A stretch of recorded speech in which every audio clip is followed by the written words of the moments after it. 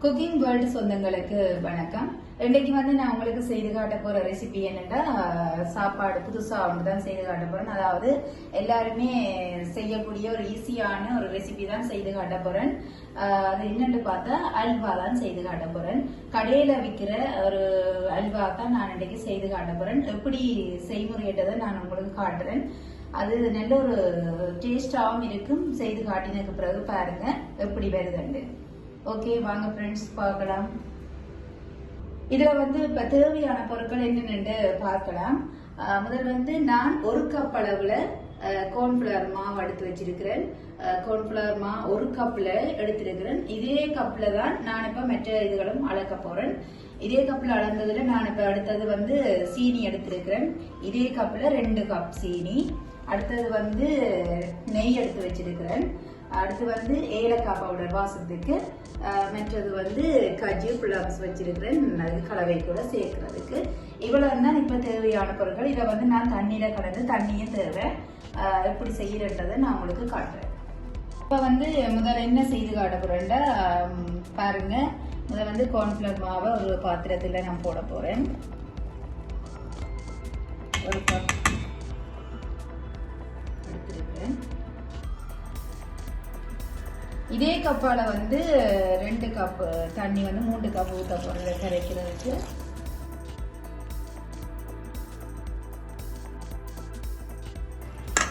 இது கட்டிப்படாம நல்லா கரைச்சி விடணும். அதை கட்டி பட்டுரும். இந்த அல்வா கோதுமை மாவிலையும் செய்யலாம். நான் இன்றைக்கு கார்ன்ஃபிளவர் மாவுல தான் நான் செய்திருக்கிறேன்.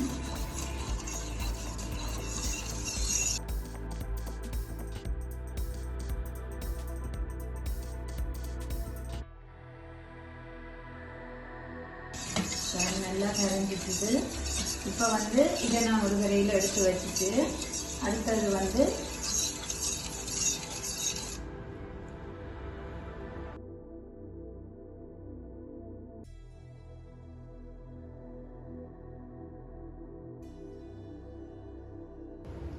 இப்ப இதுல நான் சீனி போட போறேன். அது ஒரு கப்புக்கு ஒரு கப்பு கார்ன்ஃபிளவர் மாவுக்கு 2 கப் சீனி எடுத்திருக்கிறேன்.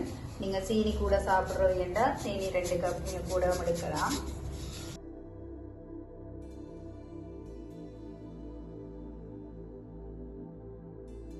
ரெண்டு கப் சீனிக்கு தண்ணி 3 கப் விடணும்.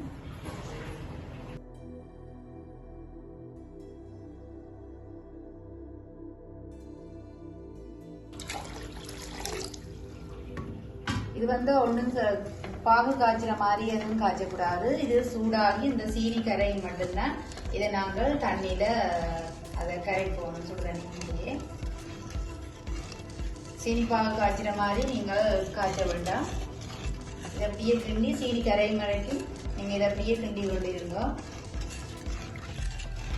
ஈஸியான வழிதான் இதை செய்ய போறேன். எனக்கு முதல் அல்வா செய்ய தெரியாது. அப்புறம் ஒரு நாள் செய்து பார்த்ததுல அதுலதான் நான் ஈஸியாவே செய்யக்கூடிய மாதிரி இருந்தது. அதை நான் உங்களுக்கு இன்றைக்கு செய்து காட்டுறேன்.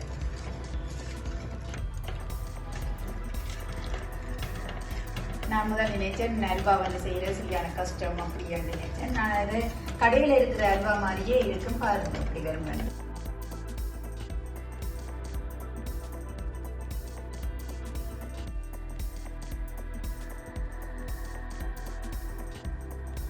இப்போ நல்லா கரைஞ்சிட்டு பாருங்க. சீனி கரைஞ்சிட்டு இதுக்கு நான் கரைச்சி வச்சிருந்த மாவை விட போறேன். இதை கிண்டிட்டு விடுங்க. ஏனென்றா கீழே அடியில இந்த மாவு கரைஞ்சி நிற்கும். அதுக்காக ஒரு கிண்டி போட்டு நீங்க அந்த சீனி இதுக்குள்ள விடணும். இப்போ பாருங்க நல்லா கரைவட்டு இப்போ நான் இதுல விடுறேன்.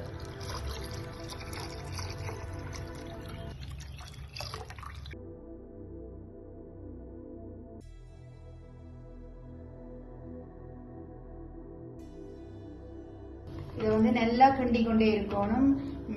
அல்லது கட்டி பிடிச்சிடும். அடி பிடிச்சிட மாதிரி இருக்காம நல்லா கிண்டி கொண்டே இருக்கும். 2 கரண்டி நெய் விடுறேன்.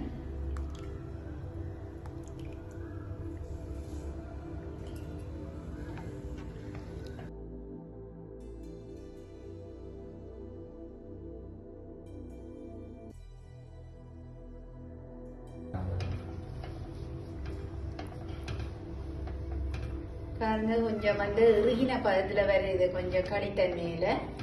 இப்போ வந்து கொதிக்கிற இதுல வந்துட்டு இதுல கொஞ்சம் கொஞ்சமா நான் இப்போ நெய் விட போறேன்.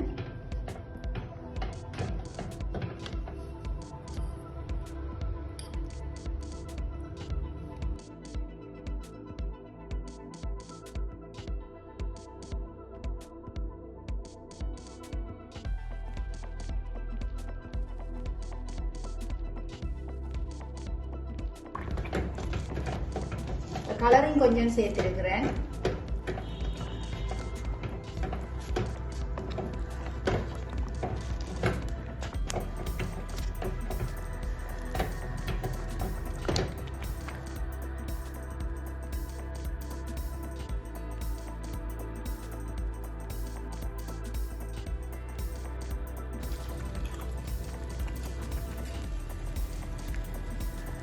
நெய் கொஞ்சம் விட்டு விடுறேன், ஏன்னா கொஞ்சம் நெய் கொஞ்சம் விட்டா நல்லா இருக்கும்.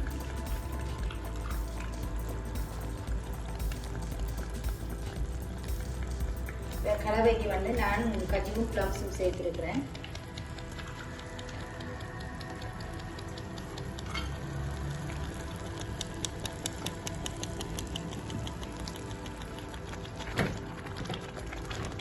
நான் எப்படி ஒரு பதத்துக்கு வந்திருக்கேன், நல்ல ஒரு சுவையான ஒரு அல்வா தான் நான் செய்து காட்டியிருக்கிறேன்.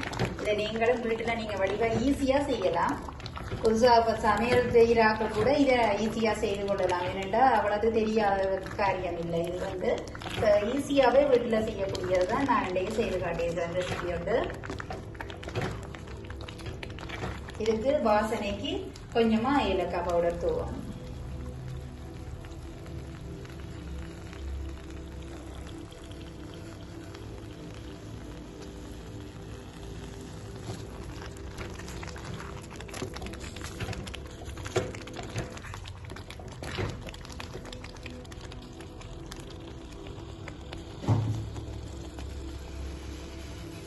சின்ன சிறிதளவு கொஞ்சமாக ஒரு சின்ன கொஞ்சமாக உப்பு போட்டுருக்கேன்.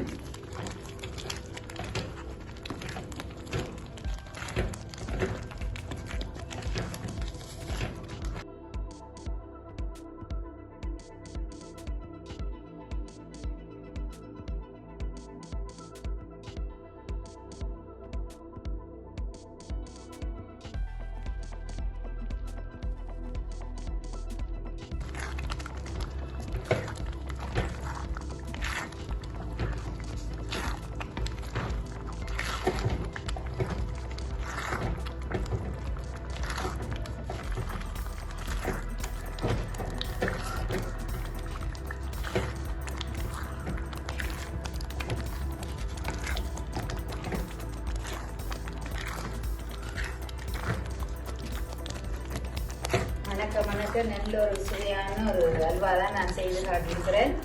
எவ்வளோ ஒரு வடிவா வருதுன்னு பாருங்க.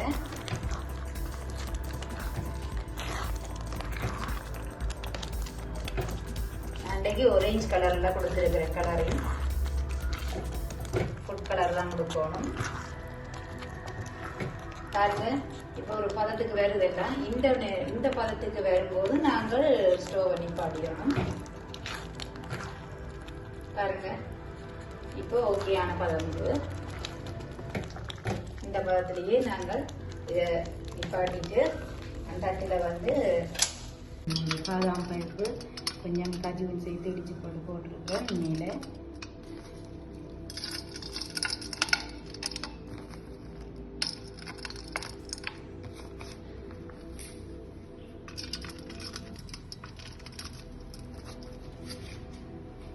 வந்து நீங்க தேவையண்டா போடலாம், நல்லது வேண்டாம்.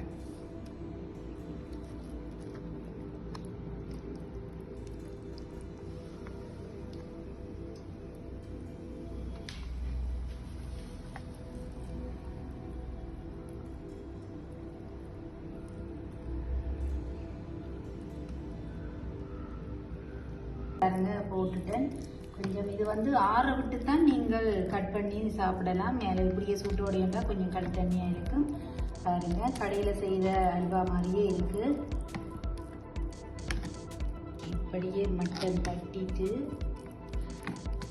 நாங்கள் ஆற விட்டு ஒரு வெட்டி வெட்டி சாப்பிடக்கூடியதாக இருக்கும். பாருங்க அப்படி இருக்குண்டு.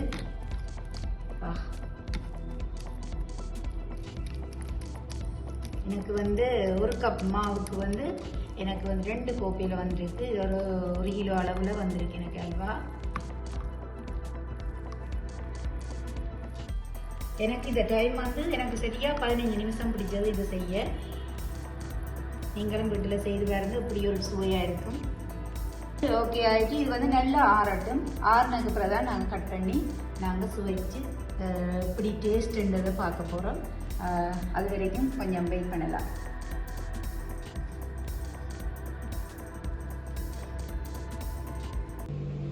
ஒரு அசத்தலான ஒரு அல்வா தான் நான் இப்போ செய்து காட்டியிருக்கிறேன். பாருங்க, நல்லா வந்து இப்போ ஒரு மணத்தியால் நல்லா வந்து சூடு ஆறிட்டுது. இது சூடு ஆறினதை தான் நான் இப்போ வந்து வேறொரு பிளேட்டில் வந்து எடுக்க போகிறேன். பாருங்க அப்படின்ட்டு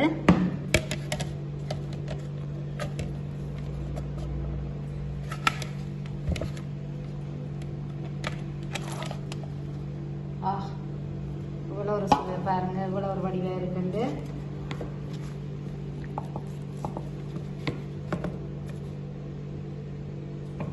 இப்போ வந்து வந்துட்டு பாருங்க, இதை வந்து நான் வந்து வெட்ட போகிறேன் பீஸ் பீஸாக.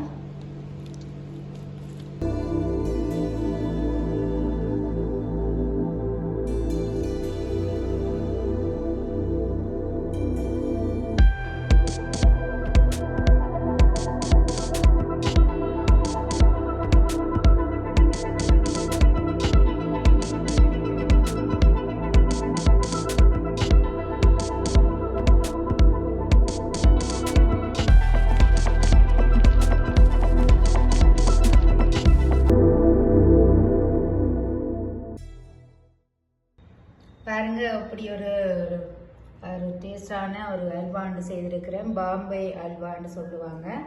இது வந்து கடையில் வந்து வேண்டலாம். அதை வந்து நாங்கள் கடையில் வேண்டதை விட நான் இன்றைக்கு வீட்டிலேயே இருந்து செய்யக்கூடிய மாதிரி ஒரு ஈஸியான ஒரு அல்வாவை தான் நான் உங்களுக்கு செய்து காட்டியிருக்கிறேன். இந்த வீடியோ உங்களுக்கு பிடிச்சிருந்தா லைக் பண்ணுங்க, கமெண்ட் பண்ணுங்க. இதுண்ட வார பதிவுகளை நீங்கள் வந்து பதிவிடுங்க. அடுத்த வீடியோவில் வந்து வேறொரு ரெசிபியை நான் உங்களுக்கு செய்து காட்டுறேன். அதுவரையிலும் உங்களிடம் வந்து